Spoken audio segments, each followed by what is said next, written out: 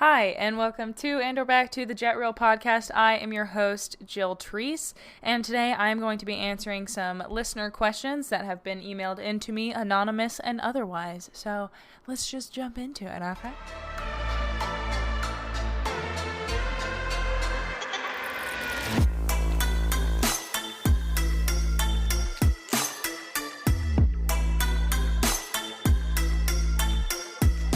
Oh my god, did you guys hear that? That's the old intro. Somebody requested that I do that on Friday's episodes, just do a little different intro. So I'm going to try. We'll see. Chances are I'm going to forget. But you know what? I'm going to give it the old college try, as they say. I'm pretty sure they say that about, like, finding your sexuality. But you know what? We're applying it here. Anyway, before we jump into the episode, I have to do sponsors. You guys know this. This one is also going to be another long one, so there will probably be another sponsored segment later on in the episode, but let's get the two initial ones out of the way. Here we go, 3, 2, 1. All right, guys, so we are back from the sponsored posts on here. I don't know what to call those. What if I put some books under my microphone? I don't know why I didn't do that last time. That makes a lot of sense for now. Oh, wow. So many sounds are happening. I hope that your ears are enjoying it.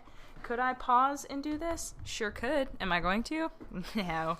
You're okay. You're good. You know what? This is an interactive experience. You are enjoying listening to live. Okay, well, it was all fun and games until I accidentally unplugged a microphone. Anyway. Here we go. My mic is my face height, so I should be ready to rock and roll on this episode. I'm going to move my water bottle closer to me to make sure that lid is tight, because it's right next to my laptop. I got to check Twitter real fast. Just some likes. Nobody replies, ever. But yeah, okay, here we go. So today I'm answering your questions, but I want to point out, and I'm not complaining in any way at all, do I feel a little bit like a god when people send me endless questions about training? I sure do. However, I cleared my inbox on Sunday or Monday whenever I recorded Tuesday's episode. Cleared my inbox. It's all done. Responded to every email. Well, some of the longer ones I still haven't gotten around to because I don't feel like typing and they're not like podcast read emails. But I do need to do that. But when do I have time? I'm working on it. Promise. I haven't forgotten about you. I have it marked as unread. I just need to get to it. But I cleaned my inbox of questions to answer on the podcast. All the training questions, everything. All good, gone. And then Wednesday rolled around. And now I have 1, 2, 3, 4, 5, 6, 7, 8, 9 questions, and they're not short. They're a lot shorter than the last couple of ones, but still pretty long. So we're gonna crack-a-lack into these bad boys. But first, I do want to say that I committed a lot of time yesterday to setting up the Patreon and like making some really cool benefits at some of the tiers, making it really accessible if you're at a lower tier, and that sort of thing. So I'm really excited about it, and I think it's gonna be really good for everyone because if I feel like it's worth my time. Like, I love the podcast, but I didn't really anticipate on answering a bunch of training questions, and this is how things work. They develop organically, so it's really cool, and I enjoy answering them. But it's a lot, and it's really time consuming. And I feel like I'm putting in a little bit more work than is necessary. And, then I'm getting back, if that makes sense. And because the podcast doesn't make a ton of money, which is okay. That's not really why I did it anyway. But, think about your trainer, consultations and having a riding instructor and things of that nature. You pay for it. And so, $5 to answer a training question is not asking a lot, in my opinion. And if you can't, that's totally okay. The way that I learned primarily was listening to people talk and applying what they were working on with their horses to a completely different behavior with mine. So hopefully, even if you don't get the chance to ask your question, you can get it figured out. I believe in you, resilient human. But I've done a lot of work on that. I'm trying to get a logo going, so I'll have a logo for all of my merch, and that way I can add that into the tiers, and then once that's done, then I'm going to start really implementing that. Everything is pretty much laid out, So maybe in the next week or two is when I will be launching the Patreon, which unfortunately means you will no longer be able to email me questions. And that breaks my heart because, and I know I talked at length about this on the last episode, so I'm going to try and keep this short because when I do launch Patreon, I'm going to make an episode. It'll probably be a random, not weekly episode. It'll be thrown in there to give you guys all the details about the changes. And that way I can refer people to it as well. But it truly does really sadden me that I can't answer every single question. I would love to sit here all day and talk horses, answer training issues with people, and see if I can help, aid horses and make the world a better place to be a horse, But at the same time, I feel like as a practice of self-care, I have to value my time, and I can't sit here and do that all day long as much as I wish I could. There just aren't enough hours with everything else that I have going on. And a lot of you have been so incredibly supportive, and I cannot express to you how much that means to me. It's so nice to hear people be like, you're not being ridiculous for asking for money for, everything that you're doing. So I want to let those of you know that have sent me messages like that it really means a lot. And it is so validating. So thank you for that. I appreciate it endlessly. I'm going to try and make the Patreon a really fun place. If you have any ideas on things that you'd like to see on that, feel free to shoot me an email. I may or may not implement it, but I know at some of the higher tiers, I think at like the 10 and up tier, you can, or there will be I'm going to try and do a monthly Q&A, like a live video Q&A where you can just ask me a question and I'll answer it live. It won't be recorded or a podcast, but it'll be up. If I don't really know how Patreon works, to be fair. So maybe I'll leave it up just for patrons or do the live. I don't know, because I want only patrons to be able to do it. So it'll only be like a few people in the, chat room. So then I can answer the question. And I would like to be able to leave it up because I know everybody has different times, whatever. I'll address all of that in the episode where I talk about moving to Patreon. For everybody else, you will be able to listen to every single episode of the podcast, past and future episodes. It'll all be free. The only thing that I'm putting stipulations on are extra things like the live Q&As and also being able to ask me a question. Right now I have it set at $5. You can ask me one training question, and if you upgrade to $10, you can ask me an unlimited amount of training questions. You can keep emailing me with everything. I'm going to address one more thing. What has happened is some people will ask me a question and I'll answer it on the podcast, and then they'll send me another question, and then the next time they see their horse, they'll send me another question. And so by the time I get around to recording that episode, I have 5 questions to answer from one person. And that's not super fair to everybody else because I need to dedicate time to other people's questions. But if you are a higher priority patron, then, I'll be able to do that because you're paying for it. So it kind of helps balance that a little bit. And everybody else who pays will 100% get their question answered. And if the podcast gets more popular, we may have to adjust a little bit. But I'm so happy with the community that we have formed. You guys are the most amazing people in the world. It makes me feel so good that everybody seems to be on the same page. Nobody is super, if you're not doing completely positive reinforcement, you're a horrible person or an animal abuser. And, if you are, fantastic. Just everybody's kind of just really easygoing and just is all about bettering themselves, educating themselves for the betterment of their horses and their relationship with them. It makes my heart so happy. So I appreciate that in this podcast, and I appreciate you, listener. So anyway, with that 10-minute spiel, I can never seem to get away with being shorter than that. I'm going to start answering our 9 questions. Okay, so question number 1 is from an anonymous listener. I have a friend who has a horse that was recently taken out of a bad boarding situation. He's 5 and was in training with a not-so-kind person who took advantage of his gentleness and kind of used him as a lesson horse for a while because he was so broke. This horse did nothing wrong. He was super sensitive, and I believe he is a perfect example of learned helplessness. My friend took him home where he finally gets enough hay, clean water, and so much turnout, or as much turnout as she possibly can. Sorry, the text is a little small, and I'm sitting far away to the microphone, and my vision is not fantastic. As much turnout as she possibly can, and is giving him time to just be a horse. Fantastic.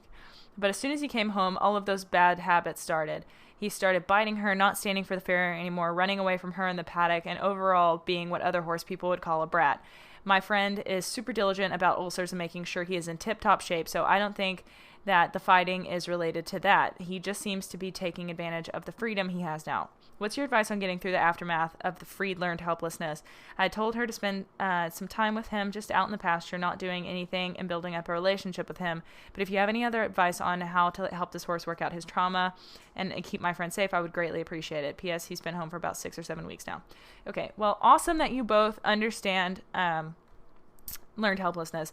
I know personally the individual who wrote in this email, so I know that you know what you're talking about, and you're a fantastic student of the horse. But yeah, so great analysis of the situation. That is highly likely what happened. For those who are unfamiliar with the term learned helplessness, a lot of times what happens with horses that either are just like the dead broke horses, the bomb proof horses. And obviously it's not every single horse, but a lot of the ways that those horses are taught to be that way is through practices like flooding, and which is essentially just overwhelming the horse with fear-inducing stimuli until the horse just shuts down. And the only way to keep a horse in that state is to keep doing that. So every time the horse has a reaction, a negative, positive reaction, just anything, is always dominated by the human. So, if you're riding a horse and, they pick their head up, because, there could be any number of reasons. Maybe you've had them collected for a long time and their back is a little sore, they're getting weak, and they pick their head up and you force their head back down. That horse eventually, it's obviously not every horse will go into learned helplessness, but a lot of them will. They'll just keep doing whatever you ask, no matter how much pain they're in, and that is not the relationship we want with our animals. It's a lot like, oh God, I don't know, what's another example? It happens to humans and it happens to other animals. You always see those pictures of like horses tied to a plastic lawn chair, and it's like it's all in your head. The thing holding you down is probably not capable or something like that. I don't know. They have some cheesy things. And when I think of that, I apply it to horses. Obviously, it's not what the meme means, but it's so frustrating because you can beat a horse so badly to where they are so afraid to make a wrong move that they just sort of shut off and they internalize and they shut down. It's like a person just in apathy and complete depression, that they just have no will for life, and they're so afraid of what might happen if they put a foot out of place that they just do whatever is asked of them. And for a human, wonderful, fantastic, you have a very safe horse, it will never do anything, or so you hope. And the horse knows if he does freak out or if he blows up or he spooks at anything, that he's going to get reprimanded in a way that he can't get away from. A lot of what happens, a lot of quote-unquote desensitizing training, is just flooding and scaring the dog shit out of the horse until it stops responding. And that's not training, by the way. And what happens with learned helplessness is when that pressure stops happening, when the people that are oppressing the horse and scaring it and keeping that behavior intact, the horse goes through like a I don't know what to call it, like a little revolution. They just stop. They come out of it completely. It happened to Mac, who was supposed to be my retired racehorse project. When we got him home, that horse would not put a toe out of line. He was so safe and so just dead, just in the brain. When we unloaded him from the trailer, that horse probably hadn't been in a paddock in 2 years and hadn't been able to stretch his legs outside of being on the track. And so when we got him home and unloaded him in the arena, the other off-the-track horse that we had was running and screaming around the paddock, just running and running and running. And Mac maybe took a few trot steps, he rolled, and otherwise just walked around kind of with his tail up in the air. It was like he was afraid to move. And so things like that, eventually he started to come out of that a little bit, and he started biting and pawing and kicking out at people. He wouldn't let you put the halter on. He'd put his head up really high, and then he'd try and bite your arms while you did it. And I had to untrain all of that, but not with beating him and correcting him in the traditional sense. Like if he tried to bite at me, I wouldn't hit him. I just taught him how to respond, and also that all of the things, all of the people, the hands, were not going to hurt him anymore. They were only going to be sources of food and scratches, only good things.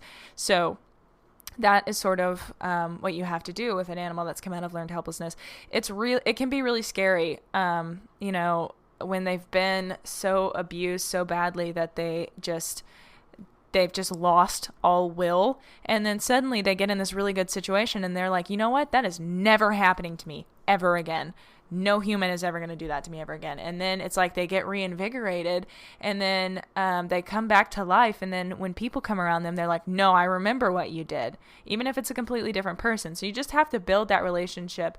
And something that's really important to consider too, especially for this horse, it sounds like, is everything that she does, once if she teaches him to smile or to put on a halter without biting, those sorts of things, she's going to have to transfer it to other people just to make sure that he's safe for other people to handle. And it can be inconvenient and annoying to have other people help you with training. I hardly ever get that luxury because, I'm normally the only one working with the horses out here by myself.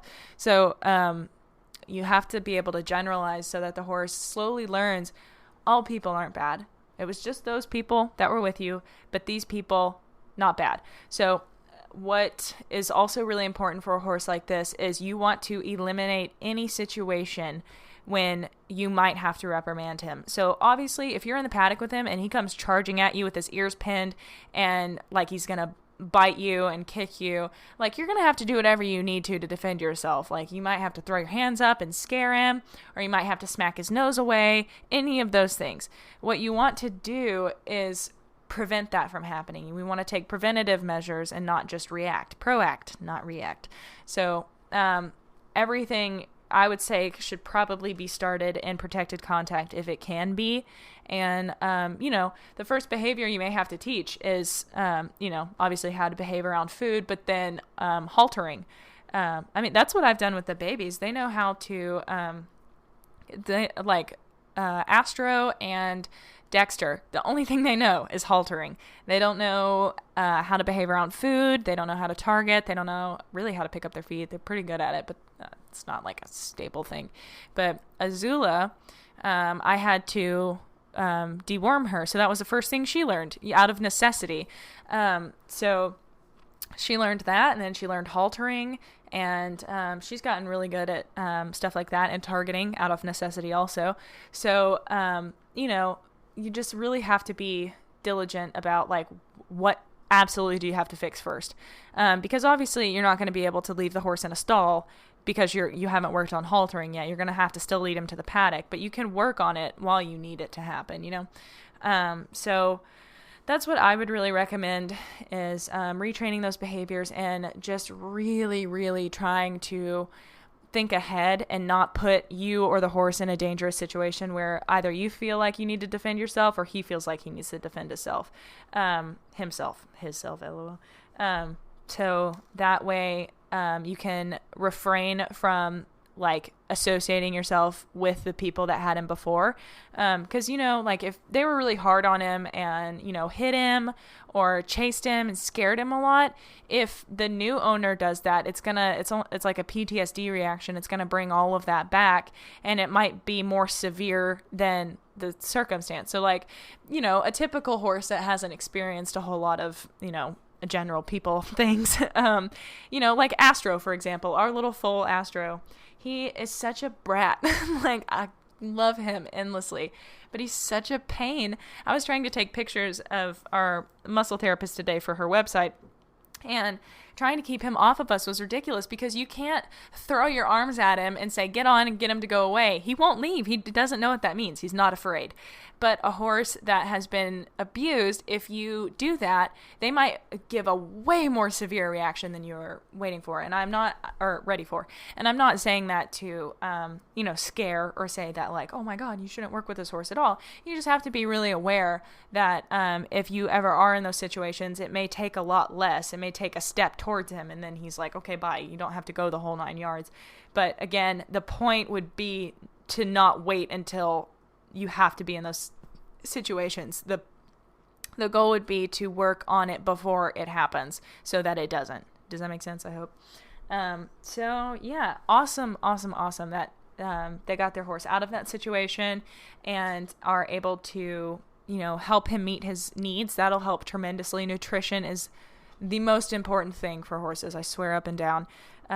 So helping him get all his needs met is endlessly wonderful. And then rebuilding that relationship and that bond is what needs to happen to where he knows he's never going to get hurt again. Like, I've had to do that with Zoe. There have been circumstances that I've been like, okay, maybe you're offering a little too much, or I felt like I might be in a little bit of danger. I mean, Zoe's not really dangerous. But and I've had to throw my arms up and be like, whoa, don't do that. And I can, the look on her face, I know I'm anthropomorphizing here. Can never say that word well. But she's just like, how dare you? And I'm like, I know, I'm sorry. It's okay. It's just like you want to eliminate that, because with Zoe, it's like, she's like, I thought you changed. And I'm like, no, I promise. I just got scared. So really important that you just really develop that relationship. It's honestly just developing trust that the horse now knows this is a different lifestyle. So again, I just want to look at some of the problems. Super diligent about ulcers, making sure he's in tip-top shape. That's great. Okay. He's biting. Okay, so that's obviously something that is a problem, and that happened with Mac. I have videos on it. I have a podcast episode where I talked about it. Maybe you could send that to her. I know that sometimes it's a little bit difficult for people to, it's hard to send podcasts because you're like, oh, is it about me? Standing for the farrier, if the horse is barefoot, that's super easy, because with Zoe, she's barefoot and she can go way too long without getting done now. So that might help if the horse can go barefoot, to pull the shoes off so that you can really work on that time, in between, to see if you can help the horse learn to pick up its feet. Obviously maybe starting in protected contact is a good idea, again, to prevent the necessity of having to protect yourself. But then once you feel comfortable, working up to asking the horse to pick up their feet and hold it, and gradually increasing the duration at which they have to hold their feet. And then have a friend also cue the horse, so you generalize. So maybe you, listener, could offer to help with this, so that the horse can generalize from person to person, so that when the farrier comes out, he won't be the first new person to be trying to cue this. And you can also walk through the farrier. My horse was abused and we are having some problems, but I promise you, I am working diligently to help this horse with his training, so that it is not a danger to you or to the horse, so that we can all just be okay and get his feet trimmed without any big to-do. So I would just really be diligent about communicating that with your farrier as well. And then running away in the paddock, that'll come with, time, when the horse learns that she's a good safe space, a safe person to be around, a friend. Then, that'll come. The horse will start coming, and once he recognizes that the person brings yummy, tasty snacks and positive association, then that'll correct itself naturally, as well as most of these behaviors. Most of them are due to fear and distrust. Mega props to both of you for seeing the horse for what it is and not just labeling it as a jerk, because it's not. It's a horse responding to his environment and the change. And honestly, I know when I first started talking to Adele Shaw, she said that honestly for her, a lot of times that was the best sign ever, because it means you're doing what you're supposed to. You're helping the horse. When the horse turns into an asshole because, it was the most dead broke, quiet horse ever, when it turns into a jerk, then it's a sign that you're on the right track and you're helping the horse get to the horse that he can be, So I hope that helps. On to the next question here. Listener Emma asks, I switched to positive reinforcement-based training after you did because I've always had an issue with traditional methods. Same fam. My mare Spirit responded great and became a lot happier to work, but I've run into the same problem you mentioned recently with Zoe not wanting to go back to her field. It is the most annoying problem ever. It's been miserable. Since October, she has been a nightmare to turn out. She's on pasture, so it's only an issue for me, which is not good for you, but good in general, that not a lot of people have to deal with it, so you don't have to have people trying to intervene and making the problem worse. Because like if she's trying to lead her horse out and teach it how to be led, then other people are doing it and they're like beating the horse, and it's not going to fix itself very well. Okay. Only an issue for me, but it's awful. She plants her feet and will not move. Targeting sometimes works, but very slowly. Usually I have to resort to negative reinforcement / positive P, which I hate. Makes me sick to swing a lead at her, but I can't stand with her for an entire hour. Sometimes using sweet feed works, but definitely not always, because it's not ideal. Putting pressure on the lead rope and swinging it at her causes her to back up a lot and threaten to kick and bite, which is probably fair, but I don't know what else to do. I've been there. I feel you. Today I was late to a doctor's appointment because she took an hour and a half to turn out. Jesus Christ. Oh my God, you are so patient. I don't know what to do. I've tolerated this long, but I can't stand it anymore. I usually have to make my mom do it because I can't stand to get after my mare. Okay, so obviously, horrible situation. Not a fantastic one to be in. This email doesn't include whether or not the horse is paddocked with other horses, but if it were my horse, and like I said with Zoe, what I'm going to have to start doing when I take her to the arena is budget time so that I can work with her in the arena, and then we can target all the way back. Well, I don't really target her. I just kind of ask her to walk on and then click and treat. And then when I get to into her paddock, to continue the lesson so that she's not dreading going back in there because she knows I'm just going to leave her and then be done. So to make the paddock a really good place to be. Maybe something that you could do is, whenever you do finally get back to the paddock area, is to continue working. Even if you can't like go in the paddock, keep working right around it so it's still a good place to be. I know that sounds a little bit manipulative of the pony, but that might help. Let me think of if there's anything else I can think of with that. Targeting is a good idea. Maybe I'm not a huge fan of sweet feed, so I probably wouldn't use that anyway, but maybe carrots or apples or something she really likes to really reinforce highly. You could also try mat training and teach her to put her feet on a mat, and then you could walk her, like after you've done that, you could walk her to wherever you're going, to the arena or whatever. And then instead of going in the arena to work, you could just spend your entire time working with her, asking her to step on the mat with her front feet. And you don't even have to walk in a straight line back to the paddock. You could like make it diagonal, put it sideways. You could put a line of cones and have her target the cones back. There are a lot of things you could do here. Trying to think what else I might do. You could also maybe just work on some rope handling skills. I know Alexandra Kurland, when I went to her clinic, she taught us a lot about rope handling, and it does use some negative reinforcement, though I don't know that Kurland would call it that, but it is, you're applying pressure to a lead rope, but it's very minimal. And obviously when you teach it, like she has books that explain it. It's called Tai Chi Robe Handling, and she also has DVDs that explain it. But essentially what you do is, like, if you're okay, I'm gonna have to assume the position so I can figure this out. So say you are on the left side of the horse. You're standing next to the horse's left shoulder, and you have like the excess of lead rope in your right hand, and then you cross over your body with your left hand to grab the lead rope. And then what you're going to do is grab the lead rope right next to your hand that's got the bundle of lead rope.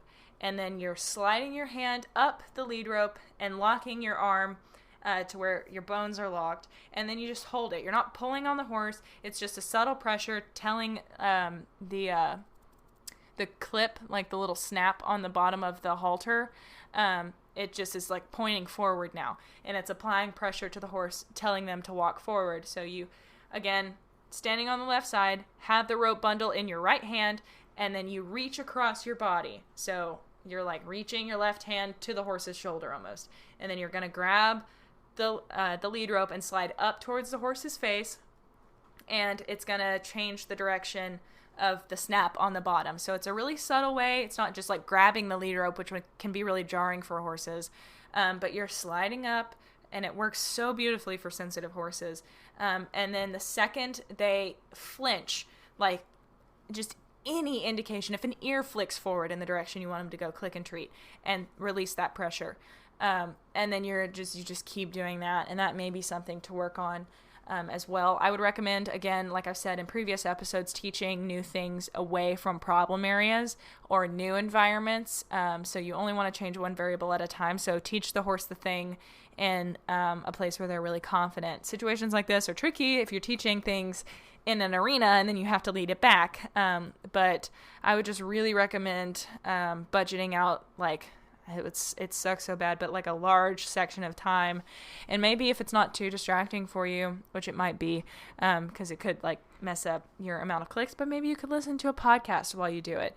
But just I would only recommend doing that if you know you can't get distracted. For me, I absolutely cannot listen to a podcast while I'm clicker training. While I'm riding, probably, because my body knows what to do most of the time, but I like to really focus on the horse when I'm clicker training, because I need to be vigilant for muscle twitches, for eyes changing direction, for ears flicking forward and back and sideways. Any indication that the horse is going to move, I need to be vigilant for that. So I hope maybe that gives you some ideas, something to think about. Yeah, I'm not entirely sure what to do about that. I mean, maybe with the targeting, if you could up your rate of reinforcement, stick her nose out a little further. Another thing you can do that's sometimes really helpful is if she is responding to the targeting, is you can hold your hand out a little further so she has to take a step to get her reward. And I don't know, I have a hard time with this one, but I mean, if worse comes to worse, maybe you could, stand in front of her with the treat, and then if she wants to stand there and just kind of stare forward, that's okay, and just wait. And when she starts walking, give her the treat. Click and then give her the treat. Maybe that. I just kind of hate that one, because you're just like, you must move, and it's kind of like bribing instead of, like, I don't want to say training, but you know what I mean. Drink of water.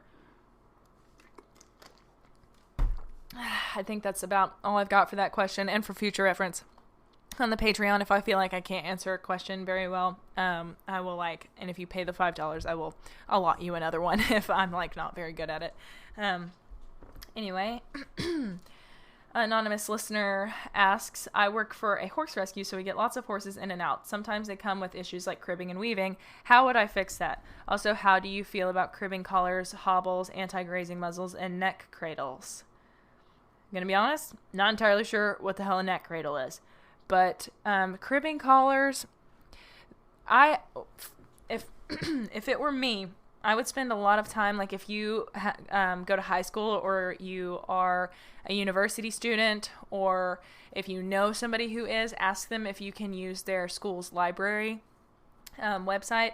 Like for my site, I can just log into, sorry, to burp.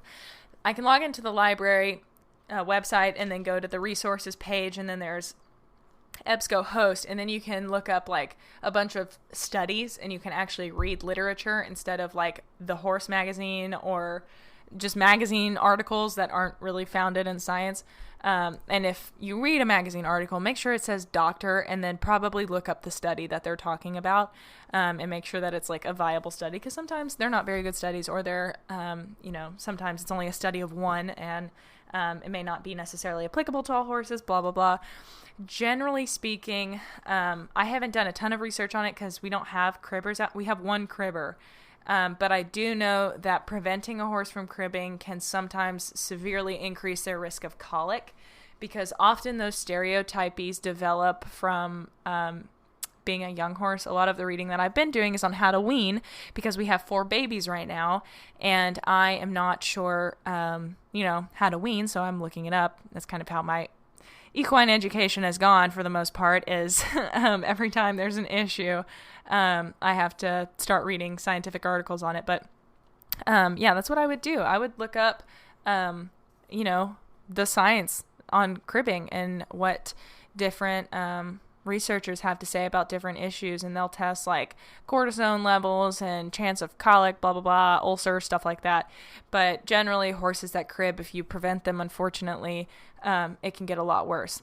However, there are some ways to really help horses with that, and providing them with access to grazing all of the time really helps with that, because horses that crib tend to lose a lot of weight. And I'm pretty sure, I could be totally, absolutely 110% wrong here, but I would imagine that cribbing releases endorphins and dopamine, but you also get that from eating. It's like a pleasure neurotransmitter, neurochemical, whatever. Having the horse be able to eat all the time, maybe even out of like, they have those really big hay bale bags, nets that they can eat through, and it simulates grazing. So maybe one of those would be good. And that way the horses can eat all the time, and making sure they have access to buddies, lots of place to roam. Horses are less likely to crib if they are in a really big pasture. Obviously, your circumstance is going to determine that for the most part.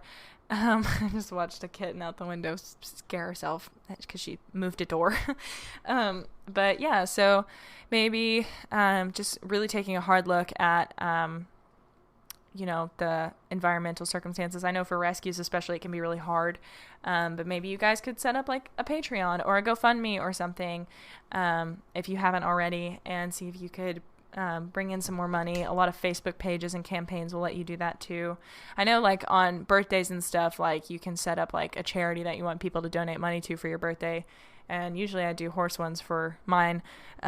So maybe just make sure you're on that list. So you could also do that, promote it, make sure that the page is like really out there on social media, posting pictures of the horses and stuff, so people feel familiar with them and will want to pay to help them. As far as weaving goes, Zoe is a weaver, like badly. Every time we would take her to a show, she would weave and weave and weave, and oh my god, it was like, it drove me crazy, because I was like, stop, why are you so anxious? And I thought it was like cute and funny, but I also knew that there was a problem. Like as I got older, I was like, maybe not so much. And it got to the point where I couldn't have a stall guard up at shows, because people would walk up to her stall door and she'd be weaving, and they're like, oh my god, she's dancing. And I was like, oh my god, get off of her stall, Karen, go away. It is a tricky thing, but I will tell you, she has almost entirely stopped weaving since I took her out of a stall. She now has a buddy 24/7, and she is outside in a pasture with access to grazing and grass and hay and green and all sorts of things. So that really helped her. Also, I changed her lifestyle from negative reinforcement to positive reinforcement. I noticed a significant decrease in it as she got used to being out and as our training progressed. Because when I first moved her outside, I was still, she still had shoes on, and I was still like, I didn't know too much about positive reinforcement at the time. But then as I started reading more, I was like, and this is going to be a controversial sentence that's about to come out of my mouth, but you know what? Look it up, because I'm not wrong. Horses, like I always thought that the special horses were the ones that needed to be in the stalls, but actually those are the ones that are like getting the least or the worst treatment, because they are not designed to be in a 12x12 box. Sorry, they're just not. So herd animals, designed to be in herds, designed to be outside. I know that us helicopter moms, I am one. You're like, oh, but what about the storms and stuff? They have a shelter, and they will go in there. But most of the day, they choose not to stand in the shelter all day long. But that's the thing. They have the choice. This is not the podcast for me to get into stabling, but that is definitely something I feel pretty strongly about. Of course, we still have some horses that are stabled, but I don't think it's entirely necessary or for the benefit of the horse. A lot of the reason that growing up that I did was because my trainer told me my horse would bleach if I didn't. But really, we were just feeding shitty food. Also, she colicked because of shitty food and high-stressing lifestyle. But now we feed really good food, and she is outside all the time. And Zoe is outside all of the time, and I think I've given her maybe, 15 baths in the 2 years that I've been here, and she doesn't bleach. None of our horses bleach. The horses that live outside all day long and never get touched, our back 40 horses that are the old geriatric horses, they don't bleach. And it's because they are fed well, so it's it's it's just so frustrating because I mean we make up all these reasons and it's just not the case. And also our horses rarely sustain injuries, so I mean it's just the arguments for stabling are just not, they're just people inflicting their values on horses, and it's again not fair, nor is it ever usually.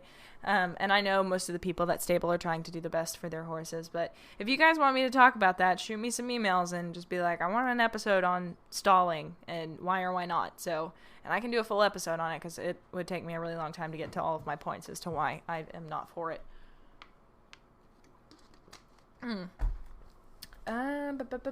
Alrighty guys, before we move on to the next question, I want to do one more sponsor and then we'll be done for the rest of the episode. Okay, 3, 2, 1, go. Okay, so listener Mariah asks, I have a half lease soon to be full on buy for a 14-year-old off the track thoroughbred mare named Nikki.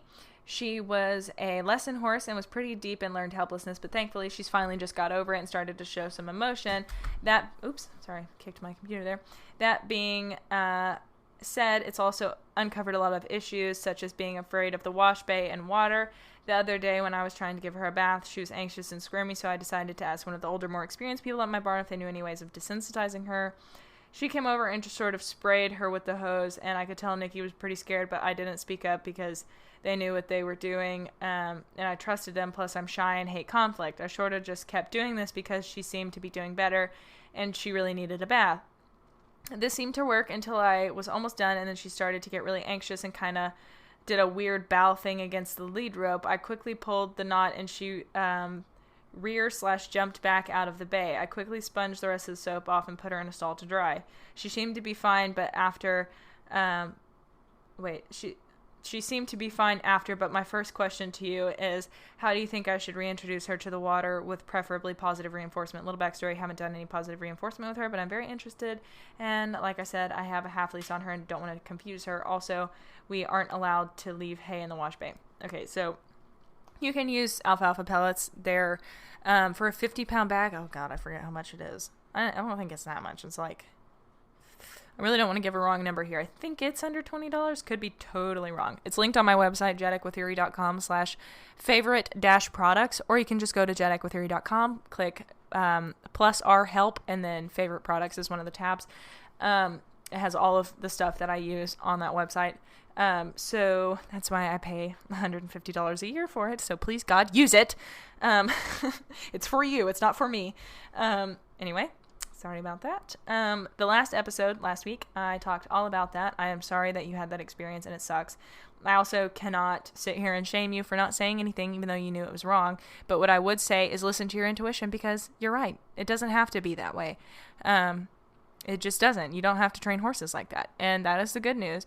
And the good news is you are also an empathetic human who is like, I didn't like that. I want the horse to be comfortable. That doesn't seem to be making her more comfortable. So don't, hurt yourself or beat yourself up for that. Last week's episode, I pretty well in depth discussed that. So give that a listen. I believe that's episode 23. I believe the first part of the title is like a water phobia or something.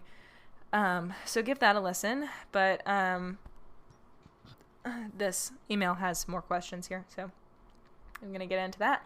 Secondly, of the other things we've uncovered is that she used to be a very lazy, docile horse, but now seems to have no brakes and holds her head very high when riding her. This is I'm chiming in here, very similar situation to the first question. When horses come out of learned helplessness, they kind of turn into heathens. But it's because, they're no longer being, tortured or oppressed.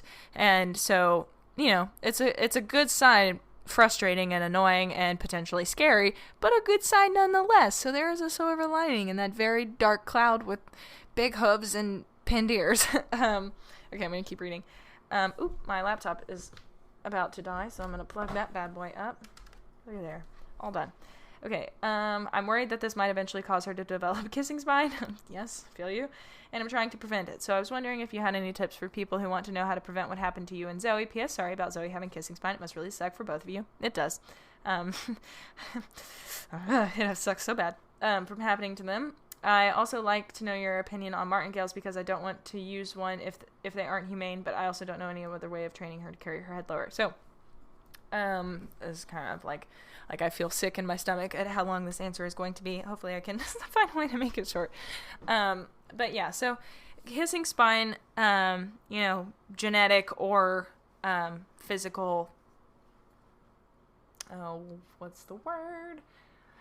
Okay, it can either happen, or a combination of the two can happen because of genetic factors, like a genetic predisposition, or by the way they carry themselves, they can kind of scrunch all those muscles together and lose the top line, and then that becomes a problem. So obviously, as the listener is saying, what you want to do is get the horse to lower their head. Martingales, I don't think they're inherently inhumane or anything like that. I just think they're like all the way unnecessary. Like there's no point, because the thing that a martingale does, like a standing martingale, the horse has to hold their head up to hit that. But when the horse hits the end of the martingale, they might drop their head an inch or a few inches, but they're not going to get into the frame that you want them. Same thing with a running martingale. If you pull the reins back, the horse will lower its head a little bit, but if you try to get the head to like the height that you want, you're just going to end up trying to make the horse touch his head or his chin to his neck. It's not going to get the back posture that you want. So I don't think that's the solution to this. Obviously, like people are like, oh, the horse's head is high, make it go down.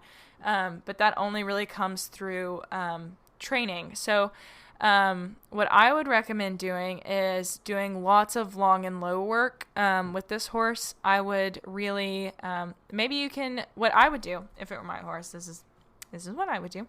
So Zoe, for instance, she knows how to drop her head. I say calm, and she puts her nose on the ground. So then the next step is teaching her that when I say calm, and you don't have to use that word, that's just a word I use. Then when you say calm and walk, she keeps her head down, walking, and then click and treat for that, and then gradually you work up, and then you can transfer it to the saddle. That's one way to do it, or you can do it the traditional way, and you can just have the horse long and low in a frame. There are lots of videos online of working a horse in a long and low frame, and but the key component is hind end engagement. Preventing kissing spine does not come from a horse having his head low. It comes from the horse's hind end being under himself, like up, under, and when that happens, it forces the back to round. So if you picture the horse as like, say the horse is a rainbow, okay? Just for shits and giggles. He's a rainbow. So if you take the left side of that rainbow and push it under, like closer to the front feet, the back of the rainbow, like the top, is going to round. So that's the back of the horse. You're pushing the feet under, engaging the hind end to where they're tracking up. Their hind footprints are stepping into their front footprints. And it makes the back lift. And the back lifting is what separates the vertebrae. So if you're sitting right now while you're listening to me, and if you round your back like you're a turtle, you can feel your back spread out. And that's essentially what the horses are doing. So they tuck their hind end under. So if you tuck your tailbone, your back rounds. And that's what you're wanting your horse to do. And with that comes a lift in the shoulder and a drop in the head. The horse can't be round in the back with his head up in the air. A lot of that starts at walk and building those muscles, because the horse can't just come doing that for 20 minutes at trot. You have to build up to it. And then being able to do that at trot comes with time. So don't beat yourself up that the horse has got a high head right now. Be grateful. She's expressing to you that she's coming out of learned helplessness. Again, can be scary and potentially frightening, but do your best. And just know that you're working for the betterment of your horse, and it's okay. And sometimes it's going to be messy, and sometimes it's not going to be pretty. It's not going to be clean. It's not going to be easy, but it's okay, because you're both on a journey together, and you're in it together. You're here for your horse, and that is what matters.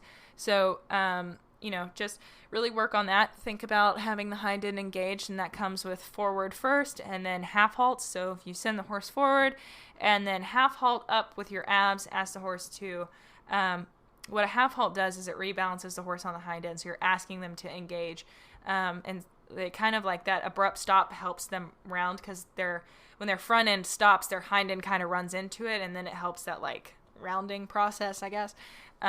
So half halting to help lift the front end and engage the hind end, elevate the front end, round the back, drop the head.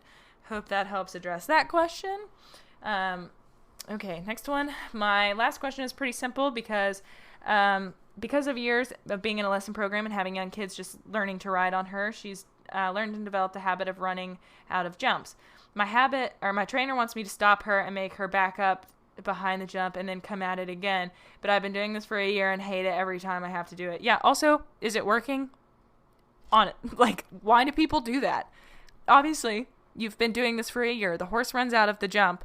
You stop it, back it up, and go over the jump. And the horse has continued to run out for a year. Clearly, it's time to change the training. Like, I'm not yelling at you, listener. I'm yelling at the trainer. That's bad training.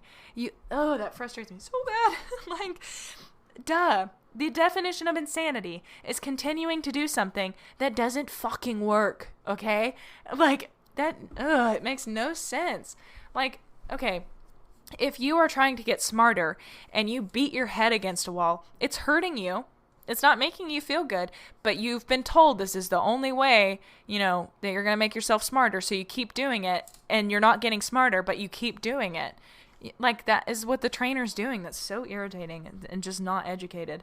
I have been there too, by the way. I was told to do this all the time. Rip her face off, make her stop, come back to the front, stand her in front of me, kick her over. Yeah, all of those things. Been there, done that. Doesn't work. What it is a sign of a lack of balance. If your horse has its head up in the air, chances are when you're coming into a jump, the horse is not paying attention to the jump, nor is she prepared for the jump. Because if a horse's head is up in the air, their back is arched or hollow, as we call it. So the opposite of what I told you to do. If you're sitting, instead of rounding your back, arch it. Like, bring your belly button as far forward as you can and your butt and shoulders back. That's what the horse is doing. And do you think that you could jump over something with your back hyperextended like this? I don't think so. So when this happens, the horse's hind end is just running out behind him. What a horse has to do to be able to jump is if you watch a horse jump in slow motion, they come up to it and they plant their front feet and their hind end comes way under them to meet the front feet, and then it pushes up. So if a horse is hollow coming into a jump, their hind end is way out behind them, just paddling behind them. They don't have that is a way big jump to go from feet paddling out behind them to all the way swinging up front to where the front feet are. So if the horse has got a round back and an engaged hind end, it's already there. It's already in position. It's ready to go. But if the horse's feet are out behind him and his back is arched and his head is up, hell, he might not even see the jump because his head's up so high. He's not focused on that. He's like, oh my God, this is not comfortable. And then chances are when their head is up that high, they're also running on their forehand. And it is super hard for a horse to jump. 60% of their body weight is up front. It's super hard for them to lift that up if they don't have any help from behind. So considering all of those things, I would say your trainer is not seeing that it is an issue of the horse's balance and how the horse is traveling. So if it were me and my horse, I would take a step back from jumping, work on the horse's flat work and dressage, and build a strong top line and a really good way of going so that you've trained the horse's body how to move properly, and then you can jump. Because right now it sounds like a recipe for disaster, and it's frustrating both you and the horse. It's dangerous, and the horse is getting punished for no reason because it's not the horse's fault. It is the rider and trainer's responsibility to advocate for the horse and to set them up for success. Because the horse, if you put the horse free in the arena and you're just chilling on its back and you do zero things to make the horse go forward or to jump, the horse is not going to jump. So if you're asking something of your horse, you better damn well be sure that you're asking correctly. And again, not harping on you, listener. This is to trainers and people out there worldwide. If you're asking something of your horse, make sure you know what you're asking and why you're asking it and the proper way to ask it, not just demanding that the horse do things because it owes you. Like, fuck that. Anyway, continuing this question, my trainer wants me to stop her, back her up, blah, blah, blah. It hasn't stopped. It probably also has something to do with sow fit and ulcers, but we're currently trying to fix those. Good on ya. Definitely do that. My trainer has recently started wanting me to ride with a whip and hit her with it in conjunction with stopping and backing, but I don't want to even more. So I was wondering if you could think of any other ways to train out this behavior, what I just said.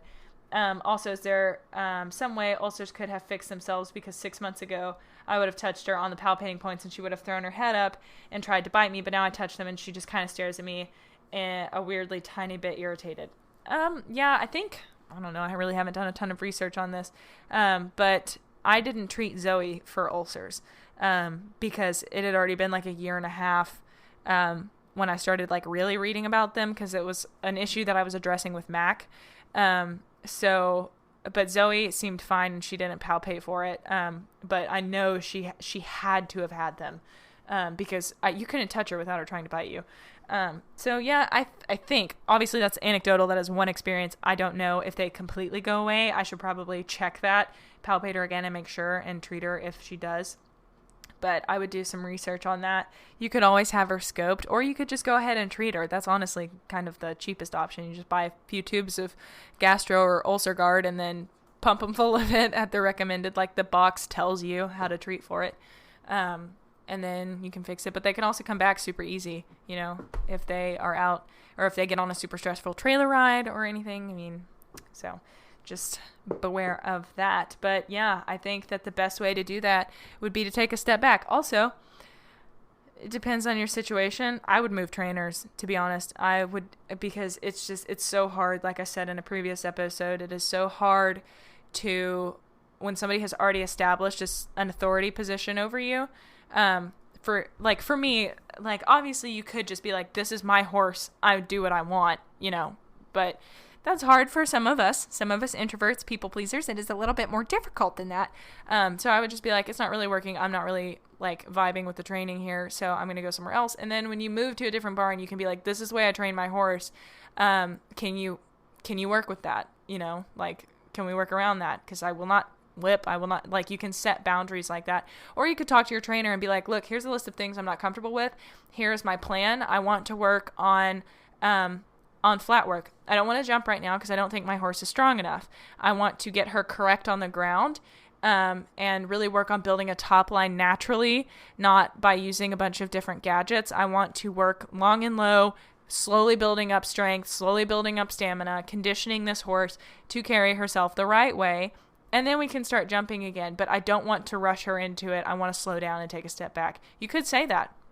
100%. It's just whether or not you want to. I also understand that this is a lease situation.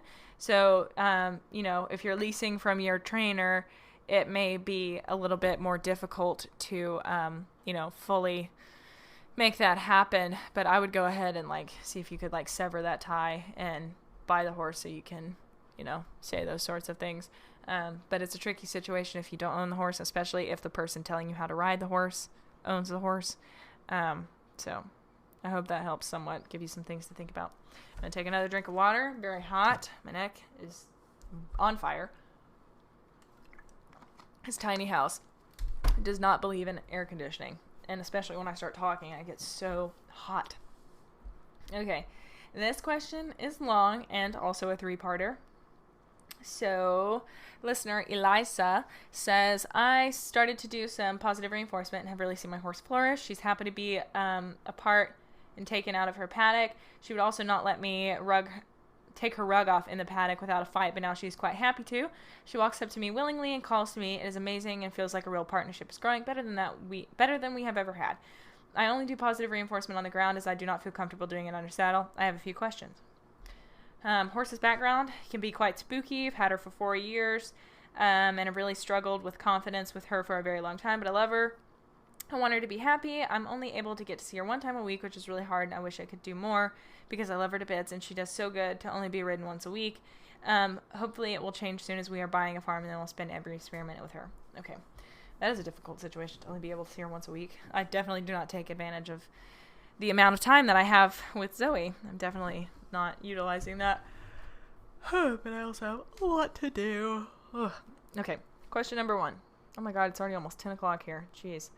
That was a good burp. Sorry, I just decided to start checking my phone. Yep, just needed to know. It's been a minute. It's been 59 minutes since I looked at it last. Okay. Question number 1, I am really nervous about riding, and right now I am only doing walk and trot as I am very nervous about riding. It is not her fault whatsoever, as she is a really good horse and super happy to do whatever, so long as it's not scary. I've just had my nerves knocked back too many times on her, as I have fallen off and broken my arm twice on her, dear God, and she has bolted with me quite a few times. I am now at a level where I'm stronger, and she is too, and I feel as though my nerves are getting in the way. Sorry, the question, don't apologize. Question is, do you have any suggestions for overcoming nerves while riding horses? So what I would do if I were you, because for reference, I used to also be a very nervous rider. I kind of do like a really unhealthy compartmentalizing while I ride. Actually, I don't know. I'm quick to label it unhealthy, but, when I am riding a horse that I'm nervous on, I just like, somehow I'm able to just compartmentalize and push it out. And because I'm like, I don't know how, because in any other situation, I'm not very good at like controlling anxiety, but in that particular situation, I'm always like, nope, we're just gonna do it, and I stop thinking about it, and I'm like, we're good, we're just going.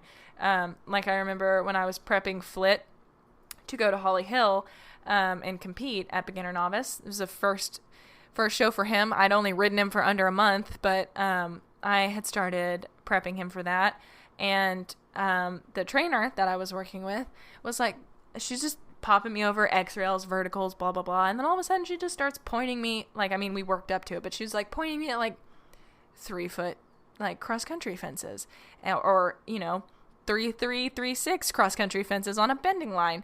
And the horse is more than capable, and he's such a good boy. But I was like, I haven't jumped that high in like almost 2 years.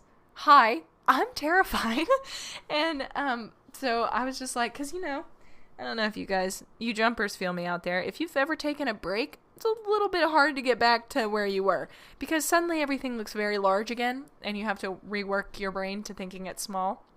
But that's a very similar situation to what you have here. Obviously, it'll be so much easier when you can ride frequently, and maybe a good option to work on your anxiety would be to just work with your horse on the ground and develop a really strong bond, so that when you do move the horse and you can start riding more regularly, then you'll be able to like keep it consistent, so you can make that proverbial jump look smaller.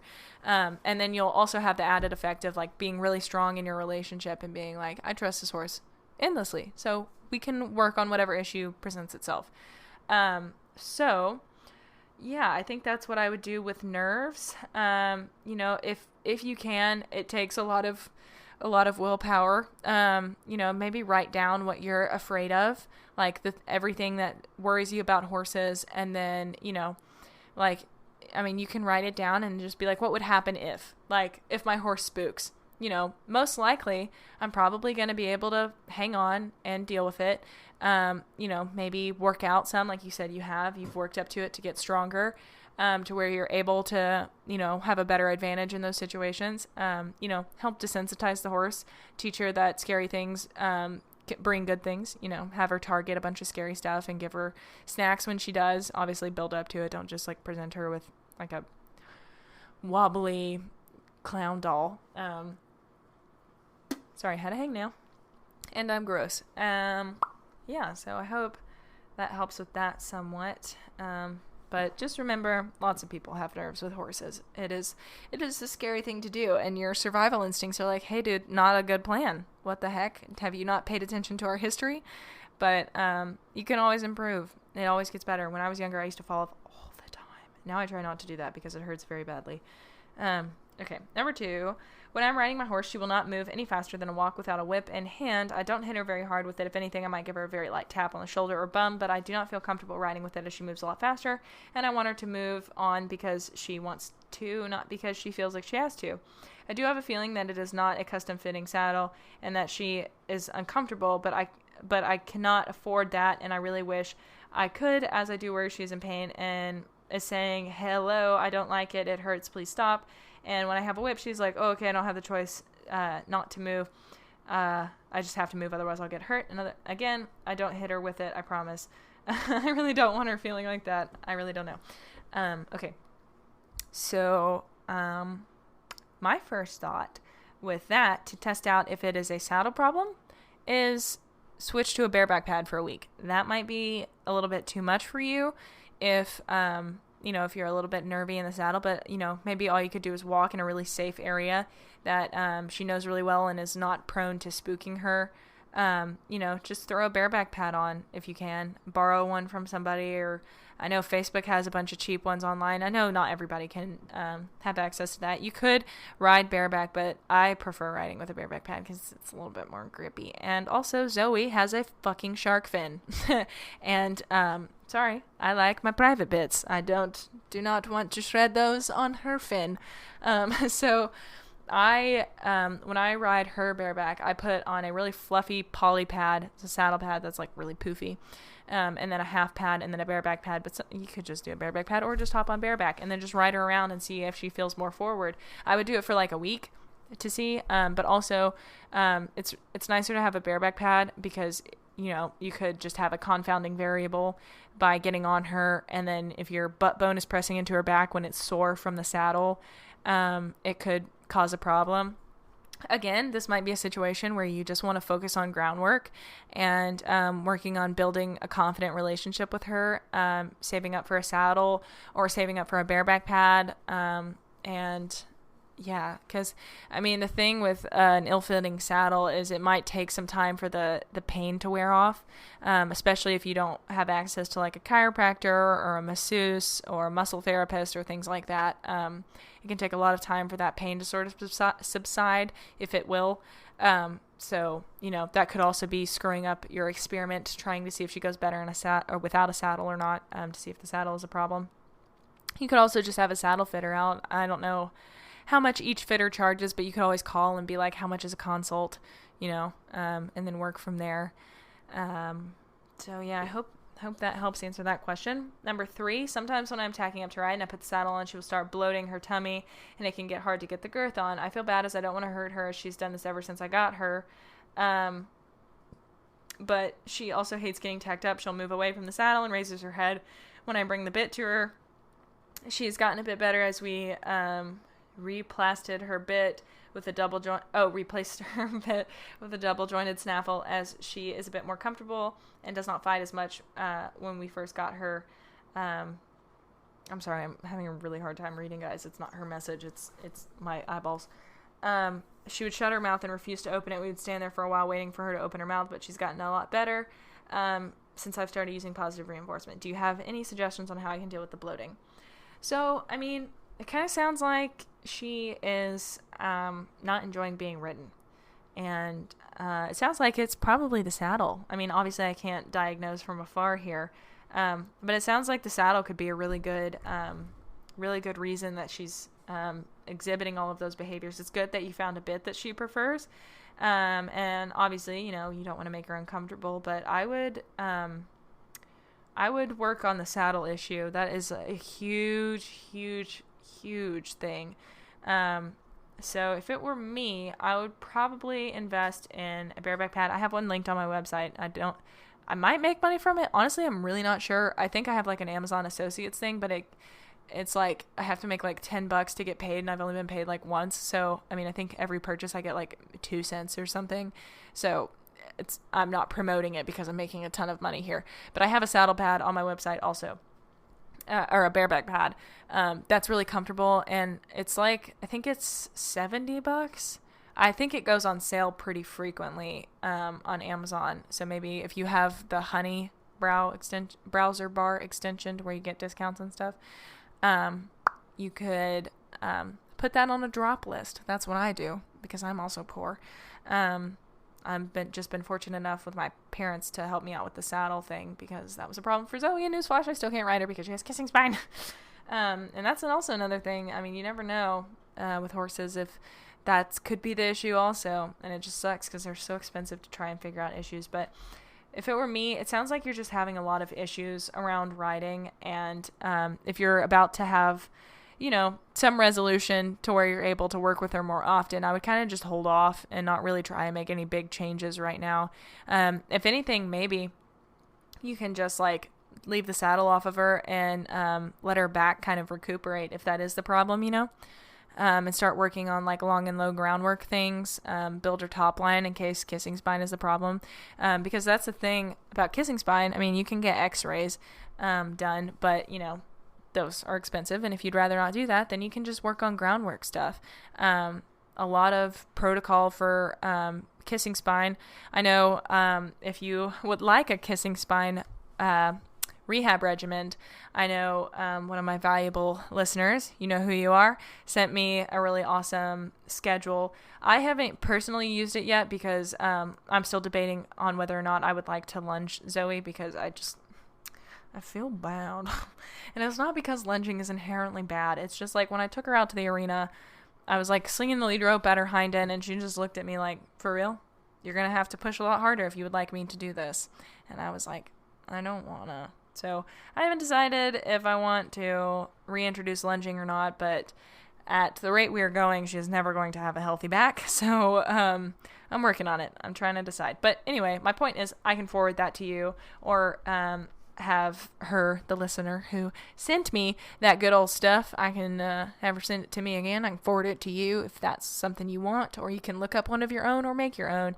And then that's something fun for you to do on the ground and build your relationship with your horse, so that you don't have to worry about riding or your fear. And I'm not recommending that you never ride again because you're afraid, but I think working on the ground can help you really give a feel to where you get more comfortable to ride in the saddle. Anyway, that would be a good way. I'm trying to think of cost-effective ways. That way, maybe if kissing spine is the issue, you could just rule it out. Oop, alarm. That would be my, you need to think about going to bed alarm. But you could do that. Just go ahead and try and rule that bad boy out. So let's see. The next one here is... Okay, next question. Anonymous listener asks, what are my thoughts on liberty training, if I have any knowledge or opinions on it, and the differences between it and positive reinforcement? I always thought they went in hand, but I've never tried liberty, so not entirely sure of the process. Well, it depends on your definition of liberty. If you are like me when I was 2 years younger than I am currently, before I'm doing research, liberty means working in a field in a wonderful white dress with a horse, and it's doing very fun things around you without any tack on. What liberty to me means now is there's nothing on the horse. We're in a field or at a beach. I wish. LOL, not that good yet. But just like the horse is not controlled or constrained. The horse is at liberty to stay, at liberty to leave. What liberty is not a method to me, except if you are Mosey Truitt. If you are Mosey Truitt, liberty horsemanship is a thing because you have coined it as your business name, and that is the method in which you use to train. That is the only circumstance that liberty training is a method. Other than that, it's like a facet of training, to me at least. But the method is either negative reinforcement or positive reinforcement. In most cases, you are either applying pressure and releasing it, or you are adding a treat and reinforcing behavior for being good things, whatever. So that is my opinion on that. Just liberty's not really a thing. Like the people that you see online using whips and no treats, they like Pirelli is all negative reinforcement and training that way. And it's not inherently bad, but again, the way I feel about negative reinforcement, it's not a bad thing itself. We all experience it all the time. It just has a tendency to be really unpleasant a lot of the time, or get much more abused than positive reinforcement. So, it's all just eye of the beholder, our application of the trainer. So that's what I have to say on that. I love working at Liberty, but liberty training isn't really a thing. Okay. Another quick question from the same listener here. Oh my God, I'm so burpy. It's so annoying. I've taught my horse to use her to halt and back up while using positive reinforcement, using voice cues, whoa back, saying good boy, and treating, and he does it, which he seems to have mastered. However, now whenever he wants a treat, he halts and backs up without me asking him for it. I should add, he is a big food lover, so he will do pretty much anything for a treat. Another issue I've had is if I say anything at all, he'll sometimes whoa and back up even when I haven't used the cues. I don't treat him when he does this, as I haven't asked him for anything, but when I put my leg on and ask him to walk on, he'll sometimes just back up faster. So before I read the rest of the email. It sounds like a case of not being put on stimulus control. The horse, I don't know if you've done more than cueing for backup. But if that's all the horse knows, any word that comes out of your mouth, he's going to be like, oh, back, yes. So you have to put it on stimulus control to where he knows that the only time he does that behavior is when you use the stimulus. So I hate to say when he backs up when you don't ask to just not reinforce, because that is sort of an extinction process and also negative punishment, where you're withholding the treat because they're doing the wrong behavior. I think how I would correct this is to teach walk on, to teach the opposite. So you can tell him to go forward also. So when the horse stops and backs up, obviously I would teach it from the ground first, but when you're on, teach a walk on cue. And if the horse takes a step forward, click and treat for that. Now what you don't want to happen, and this is a lot of behaviors for this horse to do to get there, but what you would not want to happen is for the horse to, like, if you go too long without reinforcing and the horse stops, backs up, and then goes forward because he's guessing, you don't want that to happen. And if that does happen, that's probably an indication that the horse is confused, frustrated, or your rate of reinforcement is not high enough. You're not rewarding enough. The horse doesn't understand duration. So those are possible reasons for that. But I would put it on stimulus control where anytime the horse does the behavior when it's not cued, then you just don't reinforce, and you reinforce an incompatible behavior, which would be the walking forward. But yeah, I think that's probably what I would do, but I would teach that from the ground first so that you're not just on the horse and then he's backing up and you're like, walk on, or you're kicking and like making him go forward. But it sounds like he's getting really frustrated and stressed out with the backing up faster. So that's probably what I would do. I'm going to finish reading the email. I'm pretty sure. Not sure if he hasn't associated the cues with actions or if he's just trying his luck for more treats. He always looks at me like question mark, question mark, question mark. I backed up. Where's my treat? When I don't treat him, haha. Yeah, that's happened to me a few times with Zoe, and it's usually an indication that you need to be clearer, or you're not reinforcing enough and the horse doesn't understand duration, that he has to wait. Or maybe the reinforcement isn't worth it in the end. I always use the cues on the ground too, but he generally responds better to a tap on the shoulder and or me stepping towards him to a back rather than a voice cue, or it could be a combination of both. Okay, I have to say that I had this problem too. With Zoe, one of the first things I taught her in her pasture was if I scratched the point of her shoulder on like near her chest, then she would back up. And now I've got this problem where anytime I touch there, she backs up. She's like, "Oh, I know that." But I stopped reinforcing for that a long time ago. Still hasn't completely weeded itself out. But I also did. I was doing too much with my body language, and it is so hard because you want to help them. You want them to get the right answer, but sometimes you kind of have to hold out a little bit and see if they'll try something. So again, new cue, old cue, behavior, click, treat is the order of that we're going here. So if the horse is on the ground and you're facing them and your cue for backup has been to walk towards them, what you're going to do is say back, wait a beat, walk towards them. When they give the right behavior, click, treat. Eventually, the word back is going to predict your walking forward, and so the horse will back. And then you can continue to wait a beat to see if the horse will respond. Obviously, the first few times he's not going to. You're just going to have to say back, walk towards the horse, click, treat. And then over time, he'll be like, oh, just in the same way that the click is a predictor for food, the word back will be a predictor for the walking towards them cue. So then the horse learns at back that he might as well just back up. He'll get his treat faster. That's how you train the vocal cue. And you have to stop walking towards the horse. You have to let them figure it out. If the horse responds to saying back, then you can, like every time, up the criteria, challenge them a little bit, not too much to where they get frustrated or confused. But with Zoe, I had to stop myself because I was doing so much. I was like walking towards her or wiggling or moving my arms or looking really hard behind her. But now I can be anywhere on her and say back and she will walk backwards.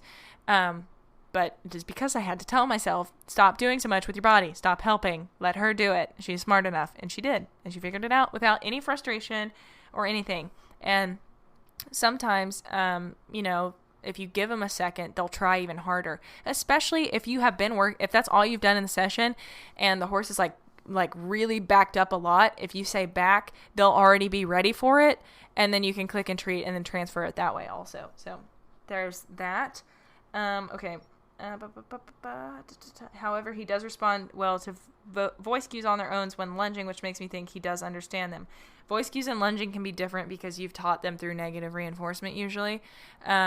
Like with Zoe's back cue, after I scratched her shoulder and she backed up, I was like, I don't want to do that anymore because I don't want her to think anytime I pet her, she needs to back up. And she does, by the way.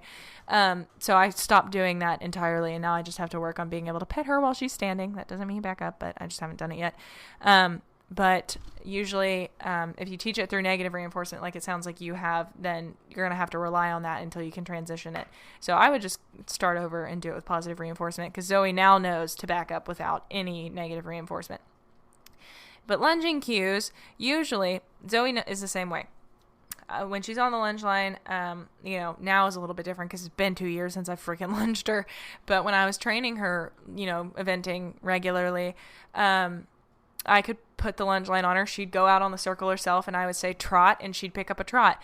But it's because the way that negative reinforcement cues are taught is you start at like the max and then you work back. So, the horse, you say trot, and if they don't respond, then you chase them with the whip or smack them or with the whip or whatever, or you wave the end of the lunge line behind them, whatever you can do to get them to go forward. So the horse responds to the cue in avoidance of the escalation. And that's normally how negative reinforcement works. It's either nagging pressure, annoying, that just doesn't change and is just static, or it is escalating in intensity. So usually that's why, is because they're like, oh God, they're going to chase me if I don't. Also, voice cues are not universal. If the horse is responding to them on the lunge line, like maybe the horse thinks that that's the only context that those that they have to do it in. It hasn't been generalized to other contexts. And not all words are the same. If the horse knows walk, trot, and canter, whoa, on the lunge line, he's not going to inherently know back. That's a different word. Okay. Any advice on how to stop him from halting, backing up when riding when I haven't asked? Okay, yeah, I already answered. So I like to just read the email in bursts so I can answer some of it. My teeth are getting very cold right now. I don't know why. Let's see how many more questions we have here. 1, 2, 3. Okay. I'm going to try and burn through these because the last episode I almost couldn't upload because it was too long. So they have to stay under 2.5 hours. Okay. Anonymous listener says, recently when working on tricks, if I show my horse what to do, like a Spanish walk, I will walk and pick up my legs and click, and he'll do the same and click and give him a treat. Sometimes he doesn't do it or he'll stop and pick up his legs, so I keep doing it until he does. I think he gets mad when I don't give him a treat, and when he stops and he'll try and kick me. Is there something I'm doing wrong? When he does it right, I will click and treat, but when he doesn't, I will still ask him till he gets it right. I don't hit him or anything when he tries, but I'm not sure what to do. So, also, oh wait, she said you can add my name if you're going to answer on the podcast. Well, shoot, I didn't get that far in the email.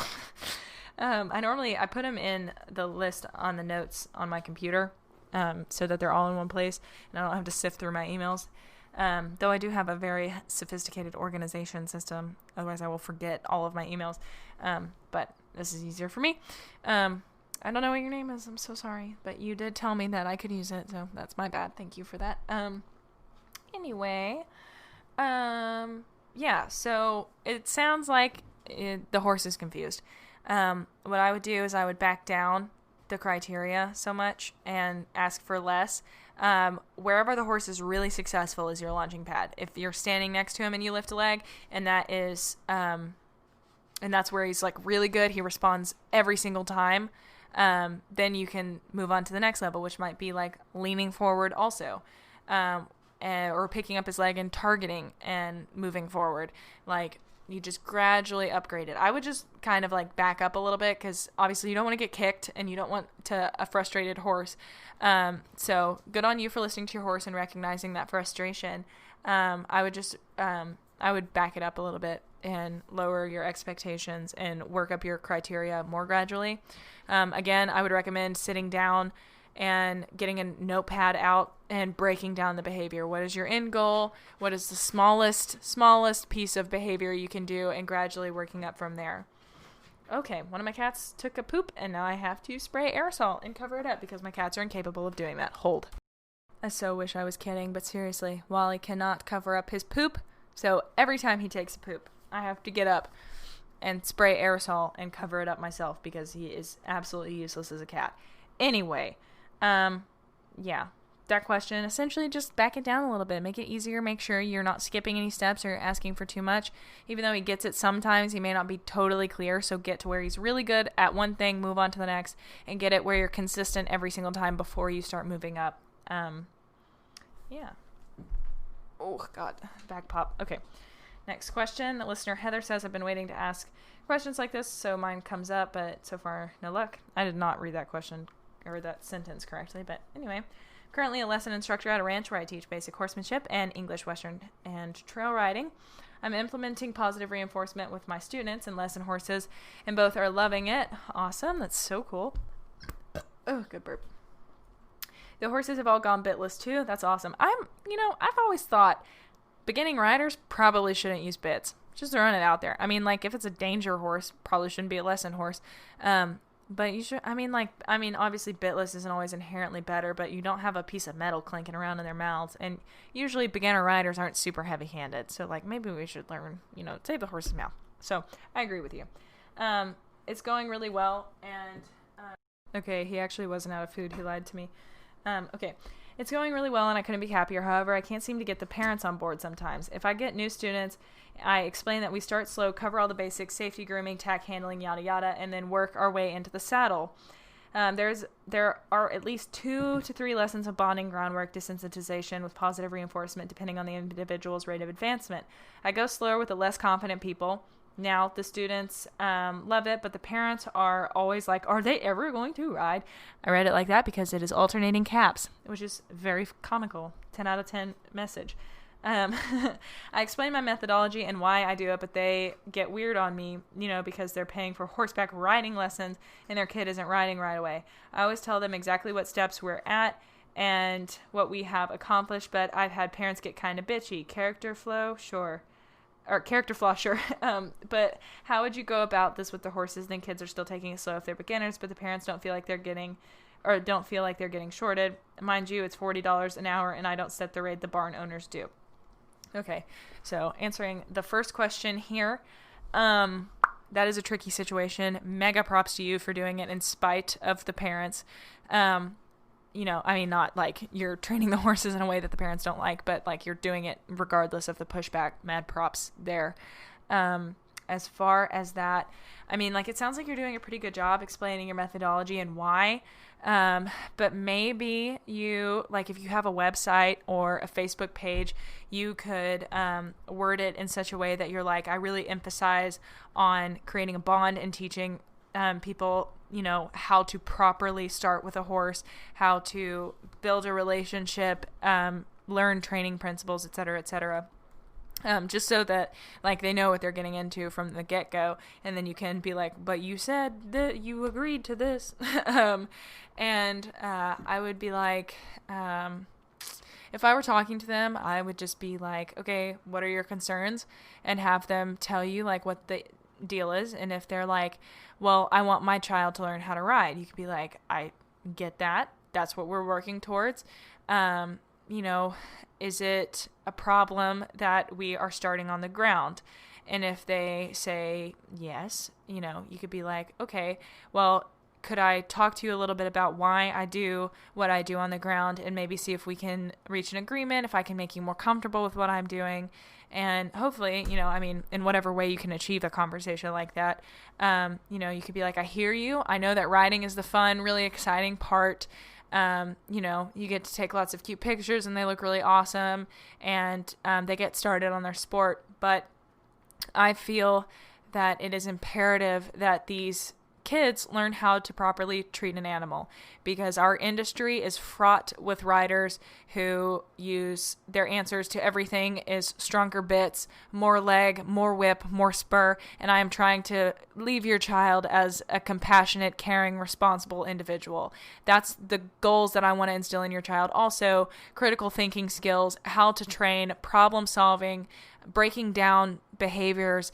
I'm teaching them so much in our lessons. It's not all about the riding for me, because I think in order to be a really successful rider, it starts here on the ground. It starts with being a successful trainer, whether we like it or not. Every time we touch a horse, we are training them something.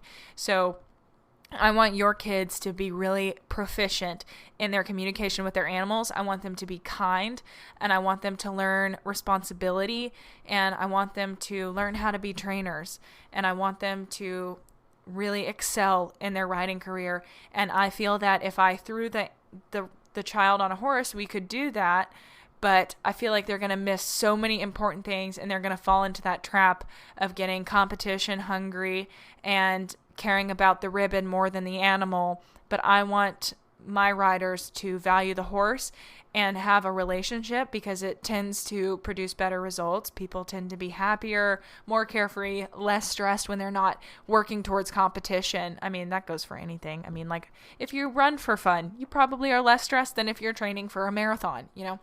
Anyway, going on my my speech here. But just really helping them enjoy it, and then build up to where they're confident. They know these horses so well. They know how to train. They're confident in their skills, that by the time they get on the horse, they're so ready to go that we're not going to be afraid at all. The riders are going to know these horses, and they're going to feel confident. And something to that effect, I hope. Now, me, if I were in this situation, would I be able to say all that every single time that eloquently? Probably not. So might take some practicing, might take some writing down. Sometimes I get very passionate on these spiels on the post, but hopefully you could pick out like a few things that you're like, oh, maybe I haven't addressed that with them yet. I don't know. Hope that helps. Second question here. So my Dragoness mare named Onyx is a 22-ish year old gem. She's loving our positive reinforcement journey, and so am I. Depending on what I'm asking her, I give her different rewards. Jumping, she gets peppermint nuggets. Flat work, alfalfa. Liberty, a combo of both. Trail with friends, fresh grass. She's out in the pasture, but the grass on the trail is new and nice, so it's a good reward. Yes, it definitely is. Also, good on you for a difficult task, giving a better or a higher value, more salient reward, the peppermint nuggets. Though I did hear once that peppermint can sometimes lead to ulcers, but I could be entirely wrong on that, so I don't know. I would look that up if I were you. Now she's not a major fan of trail alone, but we are working slowly at it. And because it's such a big ask, I give her broken up baby carrots while out on a trail alone. My only beef is that she gets grabby about it. I switched to peppermint nuggets instead, same thing. So I wouldn't go more salient. I don't know if carrots are more salient, but I wouldn't up it. If the horse is getting grabby, it's normally due to nerves, not lack of salience. Lack of salience, or like, if you don't know what salience means, it's essentially just like how valuable the treat is. Like, for us, getting to sit and relax and not do anything is a lot more salient than going for a run, usually. Or a chocolate bar is a lot more salient than, say, an apple. Not for everybody, obviously. Some people are like, I love apples more than chocolate. Good for you. You're a freak. I'm kidding. You're not. Nobody should ever feel shame for being healthier. Good on you, but I'm jealous. Anyway, so I would up the rate of reinforcement probably, and then that might help calm her down if she just knows it's going to keep coming. I've also noticed the podcast, when I start thinking, I make a pop noise, like, is it a little Tourette's-y? What's going on here? I don't think I have Tourette's, for the record, but yeah, just weird sounds always. That is the ADHD, I guess. Anyway, continuing here. I switched all the way back to alfalfa, and she won't even touch it. Yeah, so that's the problem. Usually lack of salience means they won't touch it, and if it's if they're nervous, okay, well, I should back up. if a horse is nervous, if it's not salient enough, they won't take it at all. And if they're nervous but it is salient, they will be grabby with it. So what you want to do is decrease the anxiety. And if you can't get the horse to eat or do behaviors that it knows to calm it down, then you're not going to be very effective at calming it down unless the horse calms down on its own, which is usually doesn't work that way. We wish it did. But so what I would do is continue to use the carrots, and I would just up the rate of reinforcement and just kind of let her hang out. Maybe instead of asking for a full trail ride, just maybe like make it short and gradually work up duration. Give her like little bits of trail carrots. Oh my God. Little bits of trail. Just see if she'll eat that. Give her little bites of carrots, let her graze on the trail, maybe hand walk her on it. There are a bunch of different things you can do, so maybe that'll help.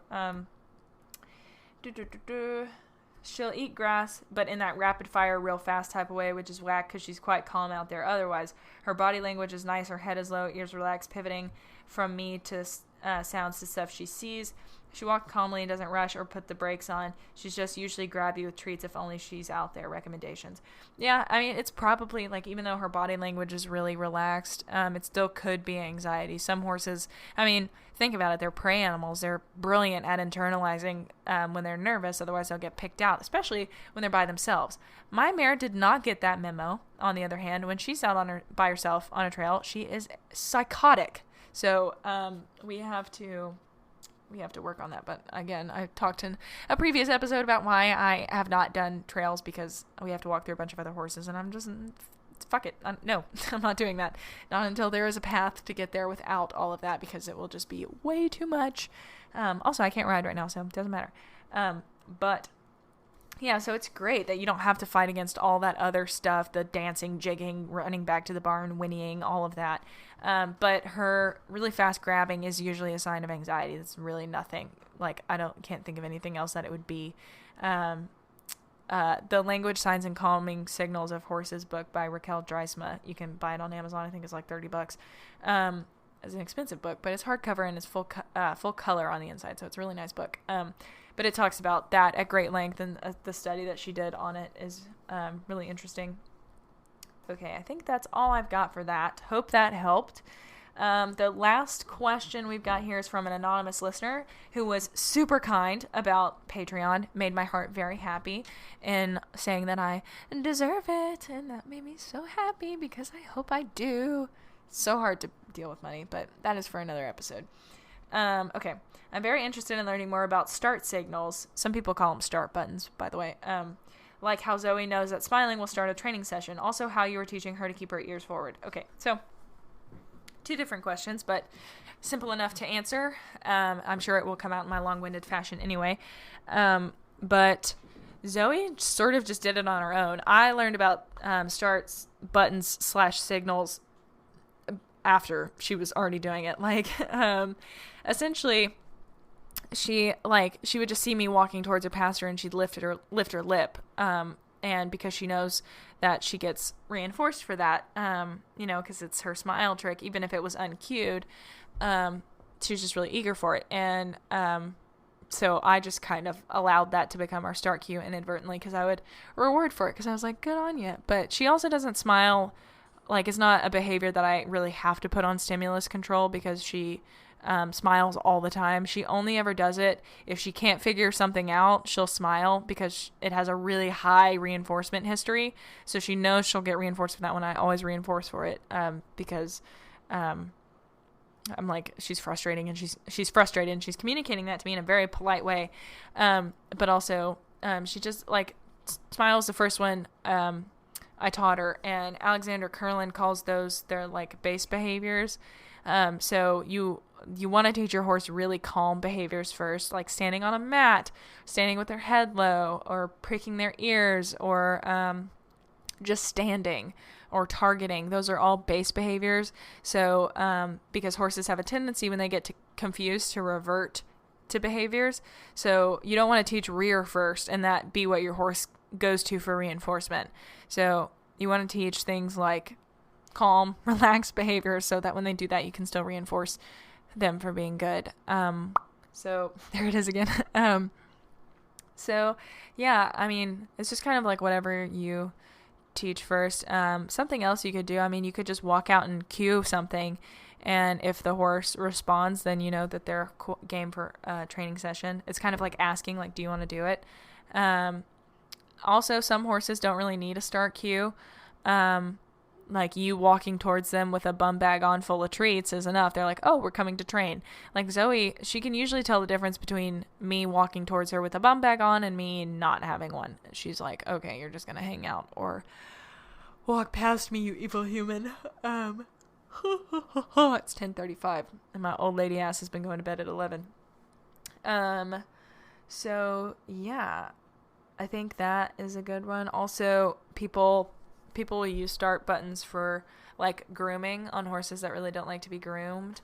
The way that looks usually is like maybe they hold out a brush, and when the horse touches it with its nose, then you start brushing and then click and treat, and then you hold it out, and then the horse is essentially like, it's the way of consenting, because they'll touch the brush and they know that it's going to like incite brushing, and then they'll get a click and a treat. Now, like, I see why that's logical, but I also haven't committed a lot of thought to this, and honestly, it just came to me right now in my very tired brain, so I could be entirely wrong on this, but I also am, like, don't really know that that is, like, consent in the way that it is often perpetrated. Obviously, like, in the case of brushing, so, again, the horse touches the brush because the horse knows he's going to get brushed because of history, and then gets clicked and treat. Yes, that is a way to consent, but also, like, couldn't the horse be doing it because he'd just rather get the treat even if he still doesn't like being brushed? That would be a question that I would want the answer to, but again, like I said, haven't thought a whole lot on it. I don't know if that makes any sense, but, like, the horse may still not like brushing, may not be fully consenting, but still wants the treat, so that's why he's doing the behavior that he knows is going to eventually lead to a treat. You know? I don't know. I'd have to think more about that, read more about it, because I know a lot of people are, like, really big into start cues. And, you know, I mean, if the animal really didn't want to be brushed, you know, maybe they wouldn't initiate the start cue. When you're an opera singer and a yawner. Okay. Also, how am I teaching her to keep her ears forward? I guess I must have mentioned this at one point. When she's trotting around, I accidentally, I think, reinforced when we were working at Liberty and she would be trotting. I think I accidentally trained her that having her ears back was a part of that. So now I've kind of just been shaping it, like, while we're trotting, usually something will happen, like a horse will move, or a cat will spring up out of the grass or something, and then she'll prick her ears and look at it, and I'll click and treat for that. And gradually she's just, and I talk to her the whole time. I'm like, you're so pretty, you're so good, oh my God. And usually the tone of voice, she knows that she's being spectacular, and then she'll soften her ears, and I click for them just being out to the side or any way that's not pinned, because she just looks so angry. And I hate seeing horses working at Liberty in positive reinforcement with their fucking ears flat, like, plastered against their heads. It's not what you want. And it's usually an indication of a problem, or you accidentally made it a part of the behavior. So that's how I'm working to fix that. I know Alexandra Kurland also, she's just, like, super relevant in this episode for some reason. She teaches pricking ears. I think, what does she call it? Like, pretty face or something like that. It's one of her base behaviors, teaches the horse to prick their ears so you can take pictures and stuff, or be able to cue it, like, in behaviors like that. But the only case in which I would be like, I'm kind of hesitant to teach pricking ears for behaviors, because if Zoe were in pain somewhere, maybe her shoulder was sore, but she wasn't lame, and she's trotting around and I'm only clicking her for having her ears forward, it can get a little bit messy, because, like, then the horse isn't actually, like, fine and happy to be doing the work. They're just doing it because it's trained and fabricated, if that makes sense. Hi, Wally. Do you hear him? I hope. He's a little meow. Yeah, little boy. So cute. Okay. Well, guys, that is all. I have officially answered all of your questions, and now I have to put a title on this bad boy, write the description, and edit an a cover for this. So yeah, I hope that you guys enjoyed this episode. I hope that you're not too pissed about me about moving to Patreon, but again, all the episodes will still be free and at your fingertips on all of your favorite apps. Just some of the fun little bonusy things and being able to ask for training help will be on Patreon. Again, I will be addressing all of that in an episode when I announce that that's what we're doing now, but I'm just trying to give everybody a heads up so that we're all on the same page and that by the time I make the move, I will not be getting incessant emails. Like, you still feel free to email me right now, but when I make the move, we're going to stop. But also, if I get bombarded with emails, I'm probably not going to be able to answer them all. So yeah, first come, first serve, I guess. We'll just see how it goes. It also depends on whenever I can get the Patreon up and going. Largely dependent on my time lately. Oops. Took my glasses off and my face hurts. But yeah, be sure to follow me on Instagram, Facebook, YouTube, all of those places. You can find me at JETEquiTheory, and Facebook and Instagram. You can find Jet Real Podcast. I also have a Twitter, JETEquiTheory. And yeah, I think that's about it. Thank you guys. Be sure you subscribe, leave a review if you want. Let me know how I'm doing. And with that, I say thank you, and I bid you all adieu. Enjoy your week.